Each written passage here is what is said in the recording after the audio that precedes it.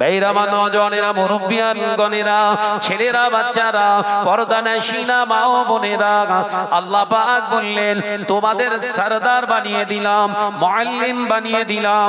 এই ইবলিস খুশি হয়ে গেছে, আজাজিল ফুলে ফেপে একদম ঢোল হয়ে গেছে। ওই সময় আমার আল্লাহ পাক বললেন, ও আমার ফেরেশতারা, আমি আল্লাহ ইরাদা করছি, ইচ্ছা করছি, আমি একজন খলিফা নির্বাচন করতে চাই, একজন খলিফাকে সৃজন করতে চাই। আল্লাহর ফেরেশতা জিবরিল আমিন বললেন, আল্লাহ তার কাজ কি হবে, খলিফার কাজ কি হবে?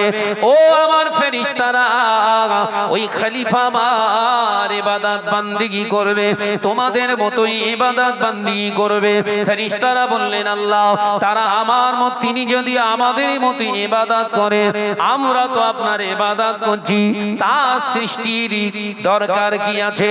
আল্লাহ পাক বললেন, ইন্নী আ'লামু মা লা তা'লামুন, নিশ্চয় আমি আল্লাহ যেটা জানি ও ফেরেশতারা তোমরা তা জানো না। ঠিক আছে, জমিনে এসে এক থাবা মাটি নিলেন, জমিনের কান্না শুরু হয়ে গেছে। আল্লাহ জমিন কাঁদতে শুরু করলেন। জমিনের কান্না প্রিয় জিবরিল আমিন আলাইহিস সালাম শুনে বললেন, জমিন কাঁদিস কেন? আল্লাহ জমিন বলেছিলেন, ও জিবরিল আমিন, আপনি আমার অংশ নিয়ে যাবেন, না জানি জাহান্নামের খোরাক বানিয়ে দেয়া হবে, জাহান্নামের আযাব বড় ভয়ঙ্কর, আপনি আমার অংশ নিয়ে যাবেন না। আল্লাহর রহমত আপনার উপরে নাযিল হোক, আপনি আমাকে নিয়ে যাবেন না। জমিনের অংশ রেখে দিয়ে আল্লাহ সিজদা করে জিবরাইল আলাইহিস সালাম বলেছিলেন, আল্লাহ আমি পারলাম না, আমার মনে যে আপনি বড় দয়া ঢুকিয়ে দিয়েছেন, আপনার রহমতের ফেরেশতা আমি, তাই আমি জমিনের কান্না সইতে পারলাম না, আমি রেখে চলে এলাম। আল্লাহ বললেন, ঠিক আছে, এই আমার মিকাইল তুমি যাও। মিকাইল আলাইহিস সালাম ফেরেশতা মাটি নিলেন, একই অবস্থা, মাটি রেখে আবার চলে গেলেন, আল্লাহ পাকের কাছে ক্ষমা চাইলেন। আল্লাহ পাক ইসরাফিল আলাইহিস সালামকে পাঠিয়ে দিলেন, এক মুষ্ঠ মাটি নিয়ে যেই দাঁড়িয়েছে, জমিনের কান্না আবার স্টার্ট হয়েছে।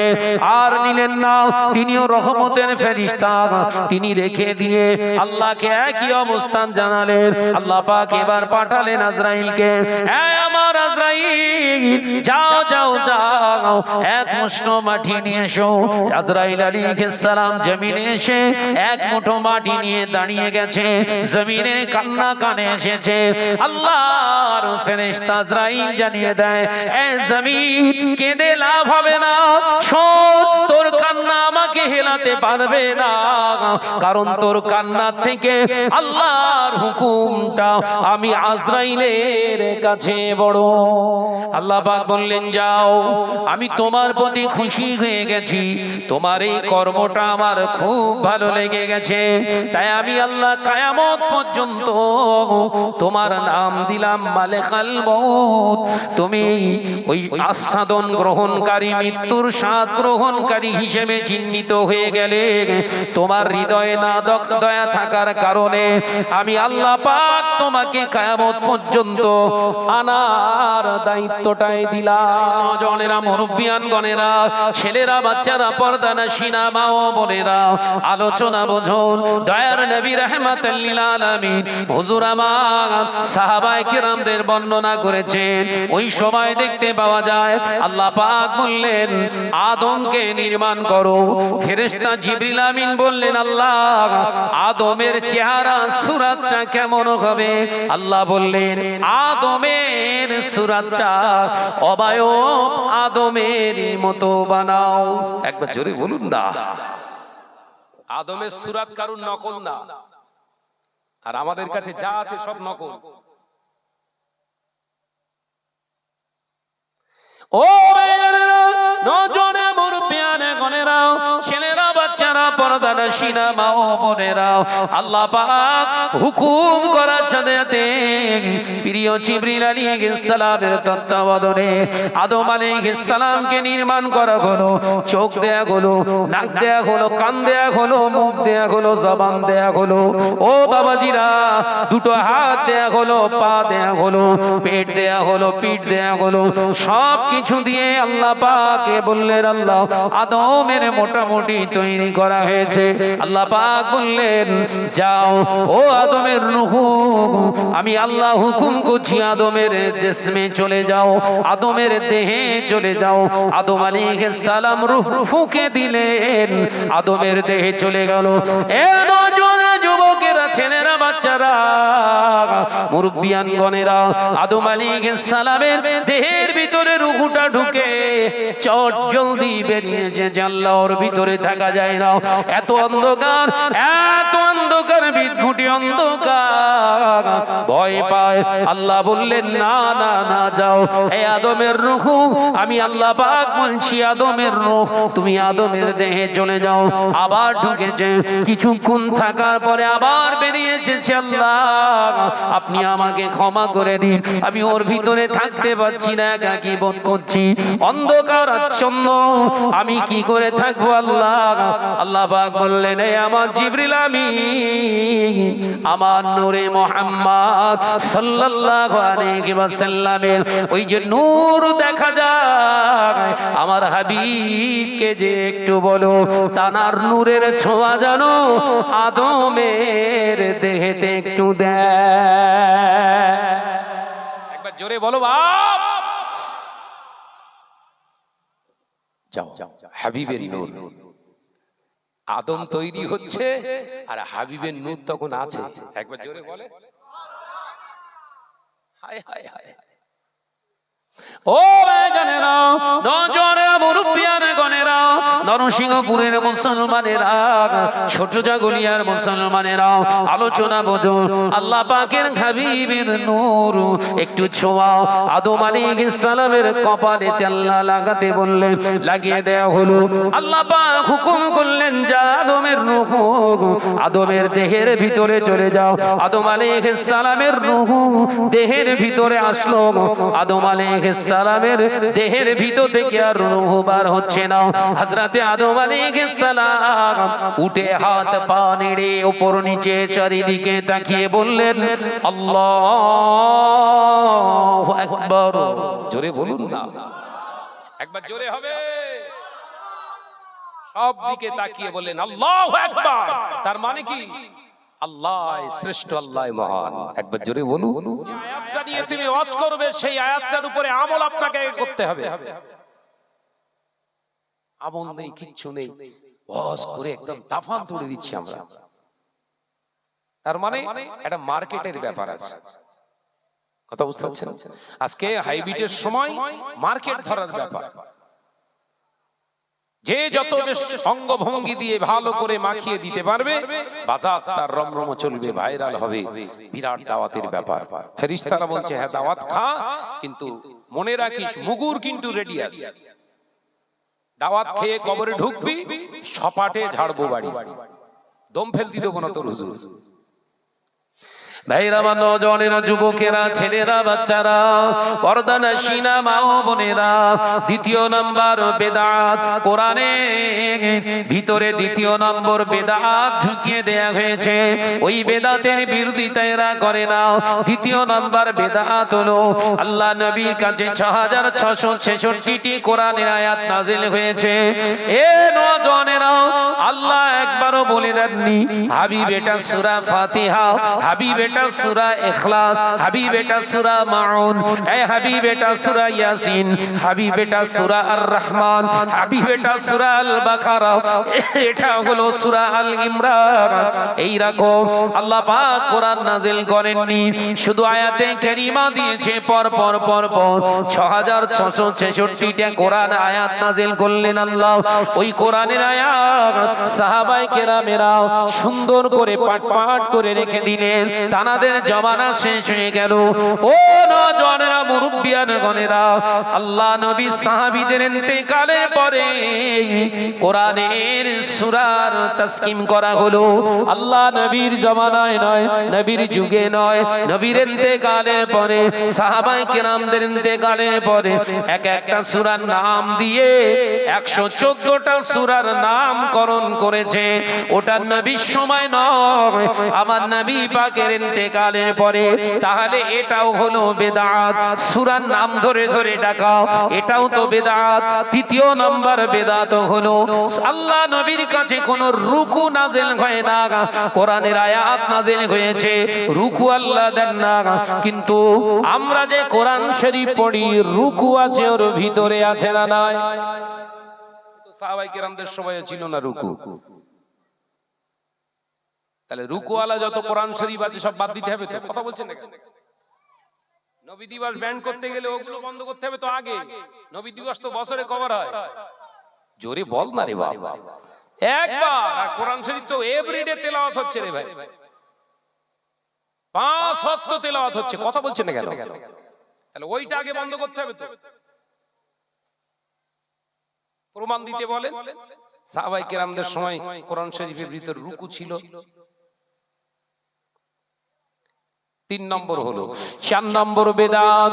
ভাইরা, বাবাজিরা, আমার সোনার মানিকেরা, ও নরসিংহপুরের মুসলমানেরা, শুনে রেখে দিন, জেনে রেখে দিন। 4র্থ নাম্বার বেদাত হলো কোরআন, কোরআনুল কারীম, কোরআনুল মাজিদ, ফুরকানুল হামিদ। এক একটা কিতাবের উপরে আরবিতে লেখা আছে। আল্লাহ নবীর সময় ছিল না, সাহাবায়ে কেরামদের সময় ছিল না। আজকে বার্নিং কোরআন পাওয়া যাচ্ছে, তার উপরে লেখা আছে কোরআনুল মাজিদ, ফুরকানুল মাজিদ। এই রকম করে উপরে আরবিতে লেখা আছে। এটাও তো বেদাত। পেলেন এমনি বার্নিং করা যাবে না, রাসূলের সময় বার্নিং ছিল না তো। তাহলে কোরআন বাদ দিতে হবে তো নাকি? কথা বলছেন না কেন? বেদাত যদি না চালান তাহলে এগুলো বাদ দিতে হবে তো নাকি? না, ওনারটা চলবে, ওনার বেলা চলবে, নবীর বেলা চলবে না। উনি সরকারি অফিসে চাকরি করে, সরকারি অফিসে চাকরি করে, বিদ্যাসাগরের জন্মদিবস পালন করে, ছুটি দেয়, এবং ছুটি নিয়ে কাজ না করে ওই টাকা নেবে, ওটা হালাল। কিন্তু নবী দিবস করা যাবে না, এটা হারাম। ভাই, শয়তান বাইরে পায়খানা ফেরে বলে মনে হয় না ওর মাথায়? কথা বলে না, ওর মাথায় আর ঘেলুনি, টোটালটাই পায়খানা। আবার কথা শুনলে অনেকে মনে কষ্ট পাবেন, রাগ হচ্ছে নাকি রে ভাই? আমি একটু এরকম চাচা ছেলা কথা বলতে ভালোবাসি। ওই তেল মাখানো কথা আমার দ্বারা হবে না। কথা বুঝছেন না? যে বিশ্বনবী সরকার দু আলমের সময় 5 নম্বর বেদাত, ভালো করে বুঝে নেন। কোরআনের ভিতরে 5 নম্বর বেদাত। হুজুরের উপরে যখন কোরআন নাযিল হয়েছে, আল্লাহ রাসূলের সাহাবীরা চামড়ার উপরে লিখেছে, কাপড়ের উপরে লিখেছে, গাছের ছালের উপরে লিখেছে, পাহাড়ের পাথরের উপরে লিখেছে, কালো কালি দিয়ে লিখেছেন, এটাই প্রমাণ আছে। কিন্তু এখন দামি দামি কোরআন শরীফ গুলোর দিকে লক্ষ্য করুন, এক একটা কোরআনের ভিতরে লাল কালি আছে, কালো কালি আছে, সবুজ কালি আছে, ব্লু কালি আছে, গোলাপি কালার আছে, আছে না? না, কথা বল না রে ভাই। একটা কোরআন শরীফের ভিতরে 4টে 5টা করে কালার, এটাও তো সাংঘাতিক বেদাত। আছে না নাই? কথা বলছেন না কেন? তাহলে এই কোরআন শরীফ পড়া যাবে তো? নবী দিবস যদি না চলে, ওগুলোও তো চলবে না। কথা বলছেন না কেন? হুজুরদের ডাকেন, ডেকে বলুন এসব কোরআন সব আগে তুইলে অন্য জায়গায় রাখ, এসব চলবে না। আচ্ছা, কোরআন শরীফ হলো, হাদিসের ভিতরেও বেদাত ঢুকে আছে, বলবো? নবী দিবস যেহেতু, নবী দিবসটার গুরুত্বটা কি আগে বুঝুন। যারা আজকে সমাজে এইসব ফিতনা ফাসাদ ছড়াচ্ছে, এদেরকে চিনতে হবে আগে। শাহনাজ মা পর্যন্ত জুব্বা পরে এসেছে মানে বিশাল ব্যাপার না? আমার ভাই, আমি আসার সময় একটা কথা উঠেই বলেছিলেন যে বউ স্যাটিসফাই হলে, বউ সার্টিফিকেট দিলে সেই স্বামী কতটা উত্তম চরিত্রের অধিকারী তবেই সে বোঝা যাবে। এটা কিন্তু অ্যাপ্রোপ্রিয়েট কথা নয়, নট অ্যাকসেপ্টেবল। কারণ আমার বউ যদি সিনেমাখোর হয় আর আমি যদি নামাজি হই, আমার বইয়ের কাছ থেকে সার্টিফিকেট নিতে হবে? কথা বলে না তো। বউ পর্দা করে না, এই হাদিসকে না বুঝে পেশ করায় যে কত বড় ক্ষতি। হাদিসকে না বুঝে অনুধাবন করে সমাজকে দাওয়াত দেওয়ায় যে কত বড় ধ্বংসের কাজ, একটুখানি বুঝে নেন। আমার ছোট ভাই বলে গেছে যে বিবি সার্টিফিকেট দেবে, স্বামীটা কতটা উত্তম চরিত্রবান, বিবি সার্টিফিকেট দেবে।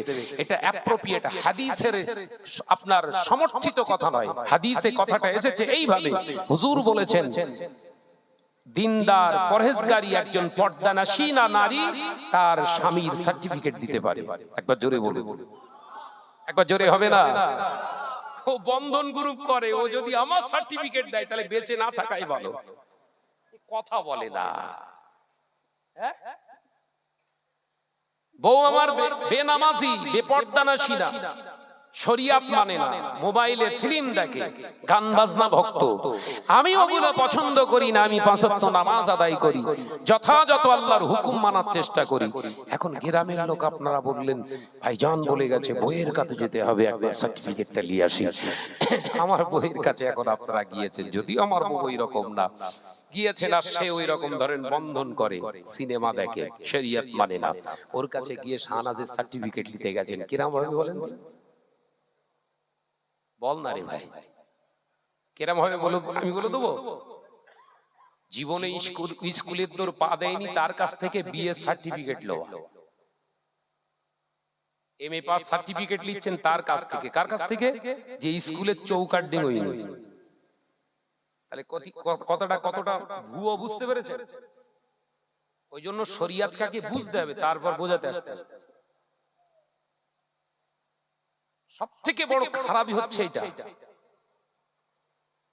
ডাক্তারের কাছে গেছেন, বয়ডা তো বাজার, তো বয়ডা বাজার, তো বয়ডা বাজারে ডাক্তার বসেছে। আপনি লোকের কাছ থেকে শুনেছেন বিশাল ভালো ভালো ভালো ডাক্তার, বিরাট ট্রিটমেন্ট করে। ওরে সর্বনাশ, আপনার বাচ্চার জ্বর হয়েছে, ছট করে চলে গেলেন গাড়িতে করে, ডাক্তারের কাছে গেছেন। ডাক্তার দেখে ফাটাফাট ওষুধ 1200 টাকা লিখেছে, খাওয়া।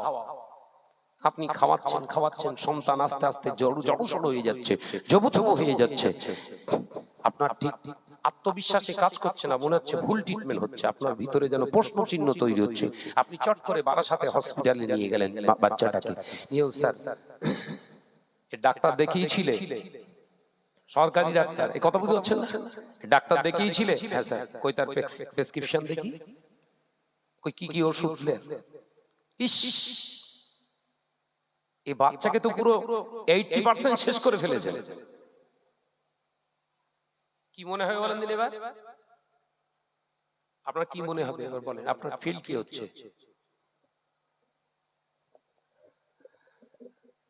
রোগ যেটা হয়েছিল, রোগটাকে আগে ধরুন। রোগের যেটা অ্যান্টিবায়োটিক দেয়ার সেইটাই দিন, তার থেকে বেশি দেবেন না। ওটা উপকারের থেকে ক্ষতি বেশি। কথা বুঝতে পারছেন না? হয়েছে জ্বর আর খাওয়াচ্ছে আমাশার ট্যাবলেট। জ্বর সারবে তো? হ্যাঁ হ্যাঁ, সেরে যাবে। বলে সারবেনই, একেবারে কবরে গিয়ে সারবেন। ভাইরা, নওজওয়ানেরা, মুরব্বিয়ানগণেরা, ছেলেরা, বাচ্চারা, পর্দানশীনা মা ও বোনেরা, আল্লাহ নবীকে সার্টিফিকেট দিয়েছিলেন আম্মা জান হযরতে খাদিজা রাদিয়াল্লাহু তাআলা আনহা। আর ওই আম্মা জান খাদিজার সার্টিফিকেটটা আমার আল্লাহ নিজে দিয়েছিলেন। দেখেছেন হাদিসটা কতটা খোলাসা হচ্ছে? দেখেন, নবী সার্টিফিকেট দিয়েছে কে? আম্মা জান খাদিজা বিবি। আর আল্লাহ পাক হযরতে খাদিজার সার্টিফিকেট দিচ্ছে কিভাবে? নিজে আল্লাহ জিবরাইলের মাধ্যমে সালাম পাঠিয়ে দিয়েছে খাদিজাকে। একবার জোরে বলুন। তাহলে কোন খাদিজার কাছ থেকে সার্টিফিকেট নিতে হবে বোঝা যাচ্ছে? 24 ঘন্টা মিস কলে কথা বলে যে সে, না ও সার্টিফিকেট দিলেই হবে। ওরা তো একদম শক্তি ধরেছে এই ওয়াজ শুনেই। আমি ভাবছিলাম সর্বনাশ করেছে, আগুন লাগাবে। এই কথা শুনেই তো ওরা ওখানে পর্দার ভিতরে যারা আছে শক্তি ধরেছে, এইবার এদের শেষ করবো। সার্টিফিকেট পুরো আমাদের হাতে। কথা বলছেন না কেন? ও নজনেরা, মুরব্বিয়ান গনেরা, ছেলেরা বাচ্চারা, পর্দানশীনা মা ও বোনেরা, আলোচনা বুঝুন। আমি অন্যদিকে যেতে চাইছি না, শুধু হাদিসটার ফুল ফর্মটা আপনাদেরকে জানিয়ে দিলাম। সাবধান হয়ে যান। তাই সার্টিফিকেট দেওয়ার আগে তাকে নামাজিনী হতে হবে, পর্দানশীনা হতে হবে, একজন স্বামীর আনুগত্য একজন মহিলা হতে হবে, শরিয়তকে ভায়োলেশন করে, গান বাজনা শুনে শরিয়তকে জবাই করে, এই রকম মহিলার কাছ থেকে যদি আমার মতো পৃথিবীর জমিনে ইমানদারের সার্টিফিকেট নিতে হয়, আল্লাহ শরিয়তকে খেলা করা হবে, আল্লাহ শরিয়ত বিধানকে তুচ্ছ করা হবে। ও নজনেরা, মুরব্বিয়ান গনেরা, ছেলেরা বাচ্চারা, কোরআনের ভিতরে তার বেদাত দেখিয়ে দিলাম, হাদিসের ভিতরে হাদিসের যত কিতাব আছে প্রতিটা কিতাবে বেদাত ঢুকিয়েছে বাবা। ওই আলেম মাওলানা ওই সমস্ত ওয়াইজিনদের কাছ থেকে জেনে নিন ভাইজান, রাসূলুল্লাহ কতবার বুখারী শরীফ পড়েছে, নবী সাহাবী হযরতে আবু বকর, হযরতে আবু যর গিফারি, এই সমস্ত সাহাবীরা কতবার মুসলিম শরীফ পড়েছে। আল্লাহ নবী সাহাবীদের সময় কটা হাদিসের কিতাব ছিল? ওই মাওলানা তখন বলবে না না না, নবীর সময় বুখারী শরীফ ছিল না, মুসলিম শরীফ ছিল না, আবু দাউদ শরীফ ছিল না, ইবনে মাজাহ ছিল না, সুনানে তিরমিজি ছিল না।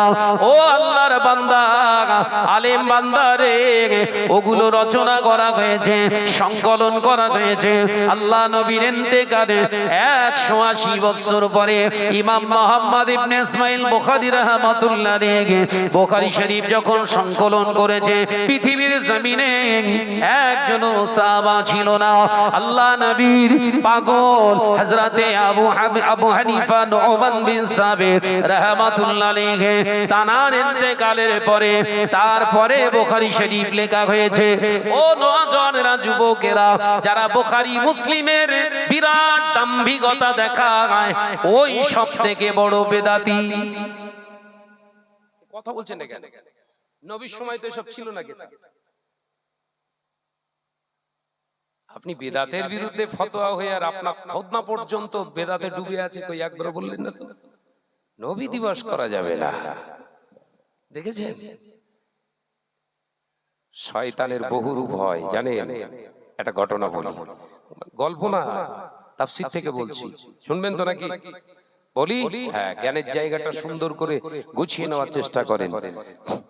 আল্লাহ পাক জিবরাইলকে বললেন, এই বাচ্চাটাকে তুমি ঠিক করতে, কন্ট্রোল করতে পারবে না, কারণ এই আজাজিল হচ্ছে জিনের বাচ্চা। আল্লাহ এর দেখে খুব মায়া হচ্ছে আমার, আপনি যদি একবার অনুমতি দেন, একে সুন্দর করে আমার মতো করে আমি তৈরি করব, শিক্ষা দিয়ে আপনার আনুগত্যের উপরে যেন চলে, দয়া হচ্ছে আমার মনে। আল্লাহ বললেন, শোনো, তুমি যখন চাইছো করো, তবে আমি আল্লাহ বলছি বেঁকা কিন্তু ভালো হওয়া মুশকিল আছে। কার সম্পর্কে বলছে? শয়তানের সম্পর্কে। ভাইরা, নজনেরা, মুরব্বিয়ান গনেরা, ইবলিসকে সুন্দর করে পরিপাটি করে তৈরি করতে লাগলেন, শিক্ষা দীক্ষা দিতে লাগলেন, আদর্শ শিক্ষা দিতে লাগলেন। শিক্ষিত হয়ে গেল, ফেরেশতাদের কাছ থেকে জ্ঞান পেয়ে ইবাদতে নিমগ্ন করে দিলেন নিজেকে। এ নজনেরা, মুরব্বিয়ান গনেরা, পৃথিবীর হেন কোনো জায়গা নাই যেখানে ইবলিস সেজদা করে নাই। সমগ্র পৃথিবীতে সেজদা করেছে, 30,000 বছর ইবাদত করেছে। আল্লাহ পাক সবাইকে ডেকে ফেরেশতাদের বললেন, ও আমার ফেরেশতারা, ও জিবরিল আমিন, সত্যি তোমার কাছে শিক্ষা গ্রহণ করে আজাজিল আজকে আমি আল্লাহ আমাকে খুশি করেছে, 30,000 বছর ইবাদত করেছে, তাই আমি আল্লাহ খুশি হয়ে একে মুআল্লিমুল মালাইকা বলে দিলাম, আজকে থেকে তোমাদের সরদারে। জিবরাইল আলাইহিস সালাম নিজে ভাবছে, সর্বনাশী তো আমাকেই টপকে দেছে, আমি শেখালু আমাকেই টপকে দিয়েছে। সারা পৃথিবীতে এমন কোন জায়গা নেই যেখানে সেজদা করেনি ইবলিস। ওই জন্য এক শ্রেণীর ভাইরা শিয়া সেজদা করার সময় একটা কাঠ দিয়ে তার উপরে মারে। কথা বুঝাচ্ছেন? শিয়াদের নামাজ দেখেছেন? ওরা নামাজের সময় কি করে? এরা একটা কাঠ রেখে তার উপরে ঠোকে। ওদের যুক্তি হচ্ছে সব জায়গায় ইবলিস মাথা মেরেছে, যদি ওখানে মারি ইবলিসের কপালে কপাল ঠেকে যাবে। ওরে বাপ রে বাপ! ভাই, শয়তানেদের কাছে আসে বলি মনে হয়? কথা বলছেন না কেন? এ অসুবিধা হচ্ছে নাকি? এর কাছে শয়তান আসে? হচ্ছে শয়তানের বড় ভাই। কারণ বিশ্বনবী সমস্ত জায়গাতে সেজদা করেছেন, ডাইরেক্ট জমিনের উপরে হুজুর আমার সেজদা করেছেন। নবীর উপরে যারা বোঝে এরা কারা? কথা বলে না তো। ওই জন্য যারা শিয়া সম্প্রদায়ের মুসলমান, শিয়া সম্প্রদায়, মুসলমান বলা ভুল, শিয়া সম্প্রদায়, এরা যেখানে যে পাত্রে খায় ওই পাত্রেই সুন্নিদের খাওয়া হারাম। এ কথা বোঝাতে পারলাম না বোধহয়।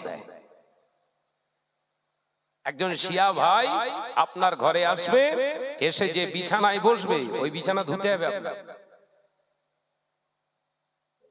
নাপাক হয়ে যাবে। কিন্তু একজন হিন্দু অমুসলিম ভাই যদি এসে আপনার ঘরেতে বসে, ওই ওই বসার বিছানটা আপনি না ধুলেও চলবে, ওতে নামাজ চলবে। শিয়া যে পাত্রে খেয়েছে ওই পাত্রে আপনি খেতে পারবেন না। কত বড় হুজুর, বুঝতে পেরেছেন তো নাকি? কথা বলে না কেন বলেন দিন? ওইরকম আকীদা আরো আছে যে নবীর উপরে বোঝে, এদের সঙ্গে শরিয়াতের কোনো সম্পর্ক থাকে না। ভাইরামা, নওজওয়ানেরা, মুরব্বিয়ান গণেরা, ছেলেরা, বাচ্চারা, পর্দানশীনা মা ও বোনেরা, আল্লাহ পাক বললেন তোমাদের সরদার বানিয়ে দিলাম, মুআল্লিম বানিয়ে দিলাম। এই ইবলিস খুশি হয়ে গেছে, আজাজিল ফুলে ফেপে একদম ঢোল হয়ে গেছে। ওই সময় আমার আল্লাহ পাক বললেন, ও আমার ফেরেশতারা, আমি আল্লাহ ইরাদা করছি, ইচ্ছা করছি, আমি একজন খলিফা নির্বাচন করতে চাই, একজন খলিফাকে সৃজন করতে চায়। আল্লাহর ফেরেশতা জিবরিল আমিন বললেন, আল্লাহ তার কাজ কি হবে? খলিফার কাজ কি হবে? ও আমার ফেরেশতারা, ওই খলিফা আমার ইবাদত বান্দিগি করবে, তোমাদের মতোই ইবাদত বান্দিগি করবে। ফেরেশতারা বললেন, আল্লাহ তারা আমার মত, তিনি যদি আমাদের মতো ইবাদত করে, আমরা তো আপনার ইবাদত করছি, তার সৃষ্টির দরকার কি আছে? আল্লাহ পাক বললেন, ইন্নী আ'লামু মা লা তা'লামুন, নিশ্চয় আমি আল্লাহ যেটা জানি ও ফেরেশতারা তোমরা তা জানো না। একবার জোরে বলেন। এই কথা কেন বললেন জানেন? ও যে আসলে শয়তান, ফেরেশতারা বুঝতে পারছে না, অন্তরের খবর কে রাখে? জোরে বল না রে বাবা। ও যে অরিজিনালি শয়তান সেটা আল্লাহ জানে, ফেরেশতারা তো জানে না। মনের ভিতরে কোনো প্যাঁচ নেই, পাপ নেই, এর নাম হচ্ছে ফেরেশতা। ফেরেশতারা যেহেতু ওকে তৈরি করেছে সুন্দর করে, আদর্শ শিক্ষা দিয়ে প্র্যাকটিস করিয়ে ইবাদত করেছে 30,000 বছর। ফেরেশতাদের একটা মহব্বত ওর প্রতি তৈরি হয়েছে না হয়নি? হয়েছে। আল্লাহ পাক জানেন ও ইবলিস, ও শয়তান আমার অবাধ্য হবে, কারণ সেই জাতের জাত তো। কথা বলে না। ওর বাপ মা সব শেষ হয়ে গেছে অন্যায় করার জন্য, তার পেটের সন্তান, তার ঔরস্ত, ও শয়তানি হবে। কিন্তু ফেরেশতারা বুঝতে চাইছে না, তাই আল্লাহ বোঝানোর জন্য আদমকে আল্লাহ পাক নির্মাণ করতে ইচ্ছা প্রকাশ করলেন। একবার জোরে বলুন। ফেরেশতা বললেন, তাহলে কি হবে? না, যাও জমিন থেকে এক মুষ্ঠ মাটি নিয়ে এসো। একবার জোরে বলুন। জমিন থেকে এক মুষ্ঠ মাটি নিয়ে এসো, ওই মাটি দ্বারা আমার আদম নির্মিত হবে। একবার জোরে বলুন। আল্লাহ মাটি দিয়ে কেন তৈরি হবে? আল্লাহ বললেন, মাটি দিয়ে এই জন্য নির্মাণ করব, ওকে সৃজন করব, ও খাবে দাবে, ওর সবকিছু সন্তান আদি সব হবে। তার ফাঁকে আমি আল্লাহ আমাকে ডাকবে, ওই ডাকাটা জিবরাইল তোমার থেকেও আবার উত্তম হয়ে যাবে। একবার জোরে হবে না? জিবরাইল আলাইহিস সালাম খামোশ খেয়ে গেছে। ঠিক আছে, জমিনে এসে এক থাবা মাটি নিলেন, জমিনের কান্না শুরু হয়ে গেছে। আল্লাহ জমিন কাঁদতে শুরু করলেন। জমিনের কান্না প্রিয় জিবরিল আমিন আলাইহিস সালাম শুনে বললেন, জমিন কাঁদিস কেন? আল্লাহ জমিন বলেছিলেন, ও জিবরিল আমিন, আপনি আমার অংশ নিয়ে যাবেন, না জানি জাহান্নামের খোরাক বানিয়ে দেয়া হবে, জাহান্নামের আযাব বড় ভয়ঙ্কর, আপনি আমার অংশ নিয়ে যাবেন না। আল্লাহর রহমত আপনার উপরে নাযিল হোক, আপনি আমাকে নিয়ে যাবেন না। জমিনের অংশ রেখে দিয়ে আল্লাহ সিজদা করে জিবরাইল আলাইহিস সালাম বলেছিলেন, আল্লাহ আমি পারলাম না, আমার মনে যে আপনি বড় দয়া ঢুকিয়ে দিয়েছেন, আপনার রহমতের ফেরেশতা আমি, তাই আমি জমিনের কান্না সইতে পারলাম না, আমি রেখে চলে এলাম। আল্লাহ বললেন, ঠিক আছে, এই আমার মিকাইল তুমি যাও। মিকাইল আলাইহিস সালাম ফেরেশতা মাটি নিলেন, একই অবস্থা, মাটি রেখে আবার চলে গেলেন। আল্লাহ পাকের কাছে ক্ষমা চাইলেন। আল্লাহ পাক ইসরাফিল আলাইহিস সালামকে পাঠিয়ে দিলেন। এক মুষ্ঠ মাটি নিয়ে যেই দাঁড়িয়েছে, জমিনের কান্না আবার স্টার্ট হয়েছে। আর নিলেন না, তিনিও রহমতের ফেরেশতা, তিনি রেখে দিয়ে আল্লাহকে একই অবস্থান জানালেন। আল্লাহ পাক এবার পাঠালেন আজরাইলকে, এই আমার আজরাইল, যাও যাও যাও, এক মুষ্ঠ মাটি নিয়ে এসো। আজরাইল আলাইহিস সালাম জমিনে এসে এক মুঠো মাটি নিয়ে দাঁড়িয়ে গেছে, জমিনে কান্না কানে এসেছে। আল্লাহর ফেরেশতা আজরাইল জানিয়ে দেয়, এই জমিন কেঁদে লাভ হবে না, শোন তোর কান্না আমাকে হেলাতে পারবে না, কারণ তোর কান্না থেকে আল্লাহর হুকুমটা আমি আজরাইলের কাছে বড়। একবার জোরে বলো বাপ।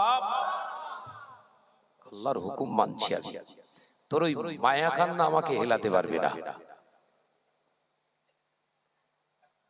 আল্লাহর সম্মুখে আজরাইল আলাইহিস সালাম মাটি নিয়ে দাঁড়িয়ে গেলেন। আল্লাহ বললেন, কি গো এনেছো আজরাইল? আল্লাহ এনেছি। তা আনার সময় কিছু অনুভূতি হলো না, কোনো কিছু শব্দ? হ্যাঁ, কান ছিল তো। নিয়ে চলে এলে?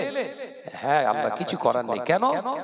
না আল্লাহ, আমার মনে হলো ওর কান্নার থেকে আপনার হুকুমের পাল্লাটা আমার কাছে অনেক ভারী। একবার জোরে বলুন, একবার জোরে হবে না? আল্লাহ খুশি হয়ে গেছে। আল্লাহ পাক বললেন, যাও, আমি তোমার প্রতি খুশি হয়ে গেছি, তোমার এই কর্মটা আমার খুব ভালো লেগে গেছে, তাই আমি আল্লাহ কিয়ামত পর্যন্ত তোমার নাম দিলাম মালিকাল মউত। তুমি ওই আস্বাদন গ্রহণকারী, মৃত্যুর স্বাদ গ্রহণকারী হিসেবে চিহ্নিত হয়ে গেলে। তোমার হৃদয়ে না দয়া থাকার কারণে আমি আল্লাহ পাক তোমাকে কিয়ামত পর্যন্ত আনার দায়িত্বটাই দিলাম। যাও কিয়ামত পর্যন্ত। ওই জন্য আসে লে পালায়, বাপ কাঁদছে, ধুর তোর কান্না তুই কাঁদ। দাদা দাদি নানা নানি সবাই বেঁচে আছে, ছোট্ট নাতির জানটা বার করলে বেরিয়ে যাচ্ছে, কেঁদে এসরে এসরে পাগল হয়ে যাচ্ছে। তুই কেঁদিস তো আমার কি, তুই কাঁদিস তো আমার কি, আমার কিচ্ছু যায় আসে না, কারণ আল্লাহর হুকুমটাই আমার কাছে বড়। একবার জোরে বলুন। সেই জমিনের কান্না এখনো আছে, কথা বুঝতে পারছেন? ওই জমিনের অংশ এক মুঠো মাটি, সন্তান আপনার অংশ। কথা বোঝাতে পারলাম না? হ্যাঁ হ্যাঁ, কোরআনটা বুঝতে হবে তো নাকি? কথা বলছেন না কেন? ফটফট ফটফট করে বললে হবে? কোরআনটাকে অনুধাবন করার জিনিস, কোরআন মুখস্থ করা শুধু জিনিস নয়। কোরআন হচ্ছে আমাদের সংবিধান, রাষ্ট্রনীতি আছে, রাজনীতি আছে, পলিটিক্স আছে, এর ভিতরে সায়েন্স আছে, এর ভিতরে আপনার ফিলোসফি রয়েছে, এর ভিতরে অর্থনৈতিক পরিকাঠামোর হিসাব রয়েছে, এর ভিতরে রয়েছে ম্যাথ, এর ভিতরে রয়েছে আপনার জিওগ্রাফি, এর ভিতরে হিস্ট্রি আছে। এমন কোনো জিনিস নেই। আল্লাহ পরিপূরক করে গোটা কোরআন শরীফকে কিতাবুম মুবিন বলেছেন, পরিস্ফুটিত সুস্পষ্ট কিতাব। একবার জোরে বলুন। বুঝতে হবে তো নাকি রে ভাই? কোরআন বুঝলে তবে তো বোঝানো যাবে। নামাজ পড়ো, নামাজ পড়ো, নামাজ পড়ো, যদি নামাজ পড়ো পড়ে চিল্লায়, নামাজ সবাই পড়বে, সুদখোর মনে করবে তাহলে আমারও পড়তে হবে বোধহয় নামাজ। সুদখোরকে নামাজ পড়তে সবার কাতারের সামনে ওকে বসে থাকে সুদখোর, কারণ হুজুর বলেছে নামাজ পড়তে কোনো কথা হবে না। কিন্তু হুজুরের এই ওয়াজটা যে সত্যিই ভুল সেটা সমাজ একবার বিবেচনা করলো না। নামাজ পড়লে হবে না মিয়া, নামাজের শর্ত আছে। নামাজের প্রথম শর্ত হচ্ছে ঈমান। শুনছেন তো নাকি? নামাজের প্রথম শর্ত কি? ঈমান। দ্বিতীয় শর্ত হলো শরীর পবিত্র করা। নামাজের তৃতীয় শর্ত বস্ত্র পরিহিত যেটা আছে, পরানো বস্ত্র, এটা পবিত্র হওয়া লাগবে।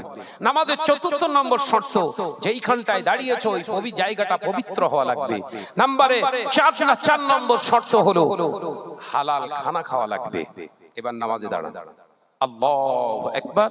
আল্লাহ বললেন, আই অ্যাম প্রেজেন্ট, তোর রব আমি এখানেই আছি। একবার জোরে বলুন। 25 বছর ধরে নামাজ ঠেলছে, কপাল কালো হয়ে গেছে, এখনো শয়তানটা জুয়া খেলে। এ কথা বলছেন না কেন? 5 ওয়াক্ত নামাজ পড়ে পড়ে হুড়োচ্ছে, কপাল কালো হয়ে গেছে, আবার ওমরা ঝেড়ে এসছে, ওর ঘরের বউ মহিলা সমিতি করে, ওর কবরে বাস পড়বে না, পড়বে না। কথা বলছেন না কেন? আমি জানি এবার রাগ হবে, কারণ ওয়াজ এরা মাঝে মাঝে ঘুরবে, ব্যাক লেবে। কথা বুঝতে পেরেছেন তো? হ্যাঁ, অসুবিধা হচ্ছে না তো? 5 ওয়াক্ত নামাজ পড়ছে, মুখ ভর্তি দাড়ি, মাথা থেকে টুপি খোলে না, আবার নিজের গুণীর ফারায়েজ ফাঁকি দিয়ে গিয়ে হজে গিয়ে কাবা ঘরে নাড়া দিচ্ছে। কাজ হবে? হ্যাঁ, কথা বলছেন না কেন? আল্লাহ নামাজ পড়তে বলেছে। ওই জন্য যারা শুধু বলে নামাজ পড়ো, নামাজ পড়ো, আমার মনে হয় গিয়ে গালে ঠাস ঠাস করে দুটো চাটি মারি, ঠাস ঠাস করে মুখে দুটো চাটি মেরে দেয়। আল্লাহ রাসূল এইভাবে দাওয়াত দেন। বিশ্ব নবী প্রসেসের মাধ্যমে, পদ্ধতিগত সিস্টেমের ভিতরে ইসলামের কালেমার দাওয়াত দিতে দিতে আল্লাহ নামাজ ফরজ করেছে। একবার জোরে বলুন না। নবুয়তের 13 বছরের মাথায়, এই ভালো করে শুনেন, ডার্সে কথা বলবেন। যারা নামাজের কথা বলছে শুধু বলবেন, হুজুর নামাজের কথা বলছেন, নবুয়তের কত বছর পরে নামাজকে আল্লাহ পাঠিয়েছে জমিনে? ও চুপ করে দাঁড়িয়ে থেকে বলবেন 13 বছর পর। তাহলে নবুয়ত পেয়েছে, রিসালাতের দাওয়াতের দায়িত্ব পেয়েছে আল্লাহর নবী 40 বছর বয়সে। 53 বছরে নামাজ ফরজ করলো কেন? এই 13 বছর কিসের দাওয়াত দিয়েছিল? এই 13 বছরে আল্লাহ রাসূল কিসের দাওয়াত দিয়েছিল বল? ও খামোশ খেয়ে যাবে, কারণ এই 13 বছরের দাওয়াত ছিল পবিত্র হওয়া, নাপাক পরিত্যাগ করা, সুদ ঘুষ জিনা ব্যভিচার বর্জন করা, এটাই ছিল দাওয়াত। একবার জোরে বলুন। আর এই দাওয়াতটা এখন বন্ধ হয়ে যাওয়ার কারণে মসজিদের সেক্রেটারি পাকা সুদখোর, ও বলছে মসজিদে মার্বেল লাগাবো। সবাই বলছে সুবহানাল্লাহ। আরে মার্বেল দেবে কে? বলছে আমি পুরো ফ্লোরের যত লাগবে মার্বেল সব একদম। সুদখোর ফ্লোরের টালি দিয়ে দিয়েছে আপনার। নামাজ হবে না মানে? ফেরেশতা লাফাচ্ছে, কখন কবরে আসবি? কথা বুঝতে পারছেন না নাকি? এটা দাওয়াতের সাইড এফেক্ট। বলে দিয়ে গেলাম, শাহনাজের কথা খারাপ লাগবে আপনাদের। সুদখোরের কে অধিকার দিয়েছে মসজিদের দায়িত্ব নেওয়া? একজন বেনামাজি দাঁড়িয়ে পেচ্ছাপ করনে वाला, শরীয়তকে জবাই করনে वाला লড়াইখোর মসজিদের টাকার দায়িত্ব ক্যাশিয়ারের কোষাধ্যক্ষ হয়ে বসে রয়েছে। এই অধিকার ইসলাম দিয়েছে? ও সেক্রেটারি, সুদখোর সেক্রেটারি, বেনামাজি সভাপতি, লড়াইখোর হচ্ছে ক্যাশিয়ার। মসজিদ রেখেছে। আর এই কথা বলে না, মসজিদ রেখেছে তো শেষ করে ফেলেছে শরিয়তের বিধান। আপনারা রাগ করছেন না তো? রাগ করলেও কিচ্ছু করার নেই। দাওয়াত দিয়েছিস কেন আগে বল।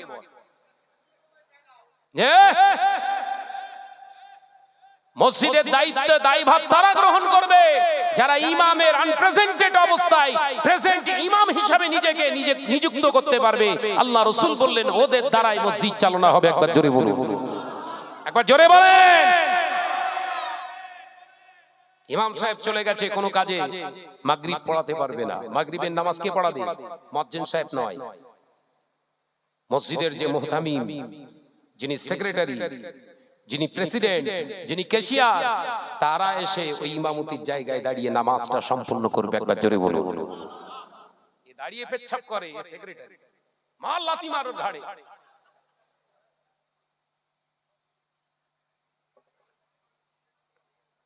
রাগ এমনি হবে, বুঝতে পেরেছেন তো? শাহনাজ বললাম না, একদম সোজা সোজা যায়। ও সামনে বাপ মা পড়লেও কেটে বেরিয়ে যাবে। ভাইরা, আমার নওজওয়ানেরা, মুরব্বিয়ান গণেরা, ছেলেরা, বাচ্চারা, পর্দানশীনা মা ও বোনেরা, আলোচনা বুঝুন। দয়ার নবী রাহমাতাল লিল আলামিন হুজুর আমার সাহাবায়ে কিরামদের বর্ণনা করেছেন। ওই সময় দেখতে পাওয়া যায় আল্লাহ পাক বললেন, আদমকে নির্মাণ করো।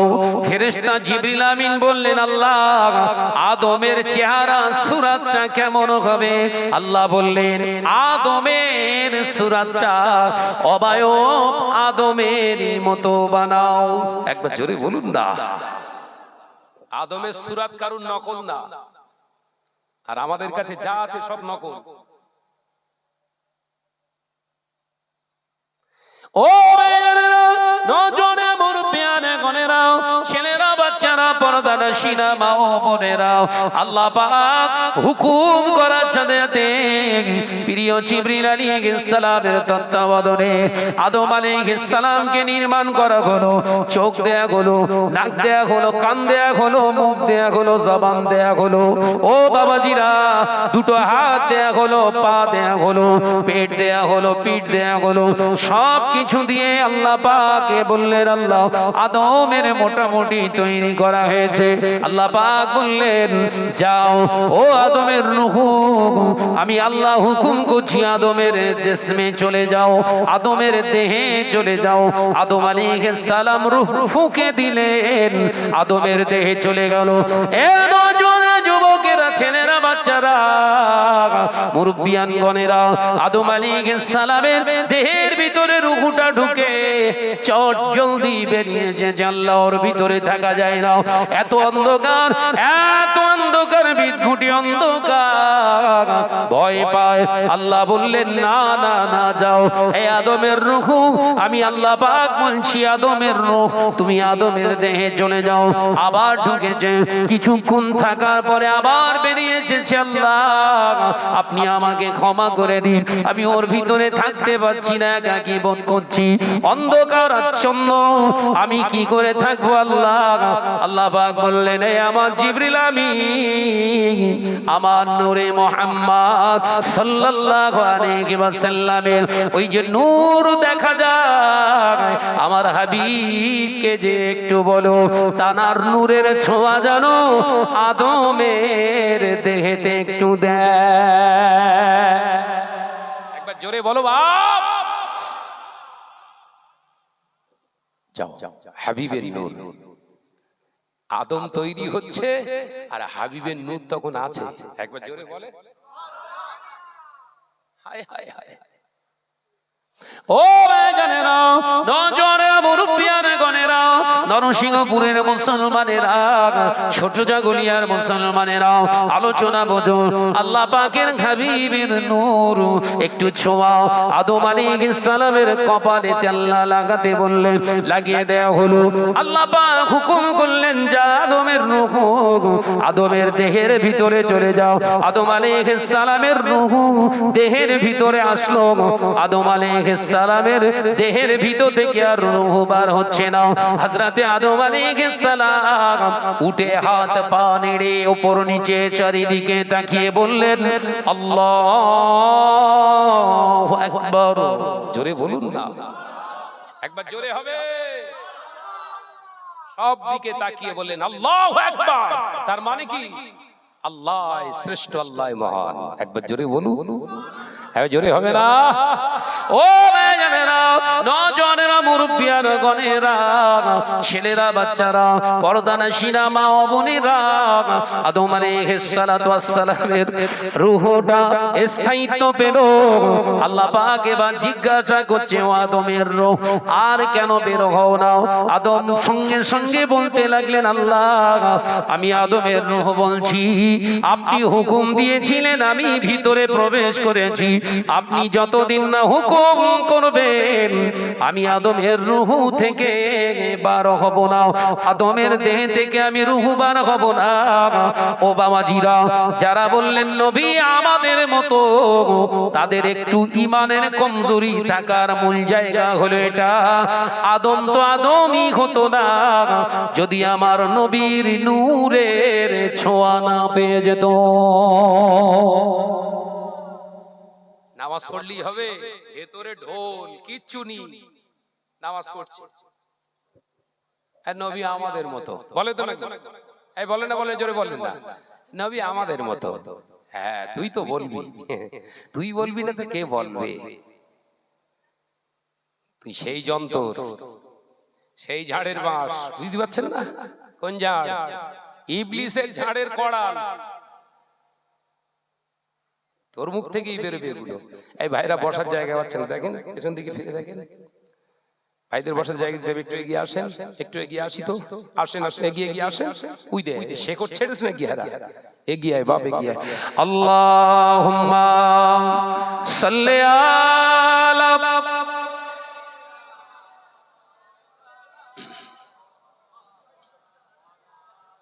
এগিয়ে আয় বাপ, এগিয়ে আয়, আয় না মোর সোনারা, এদিকে এগিয়ে আয় না।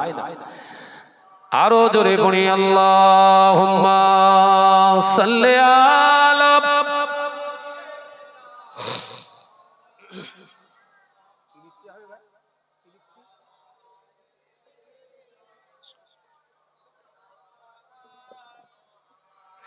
একদিন তোমারি নাম মসজিদে হবে এলান, একদিন তোমারি নাম মসজিদে হবে এলান।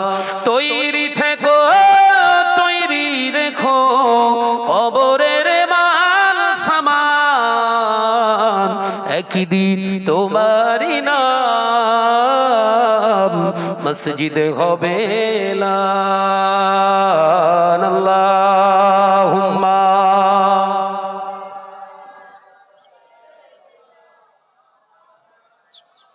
মাশাআল্লাহ মাশাআল্লাহ, আর একটু জোরে ওয়ালা আলি।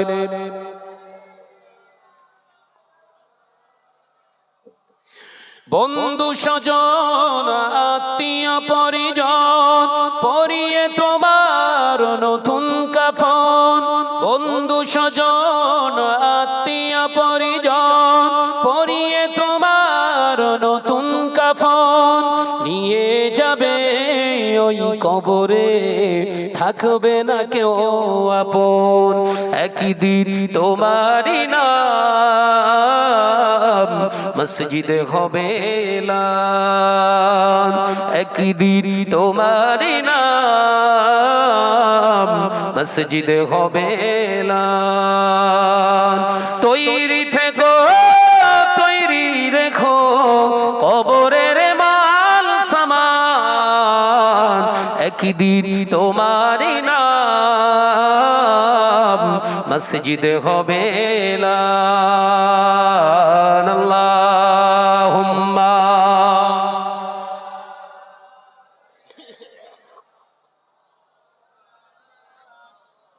মাশাআল্লাহ মাশাআল্লাহ ওয়ালা আলি।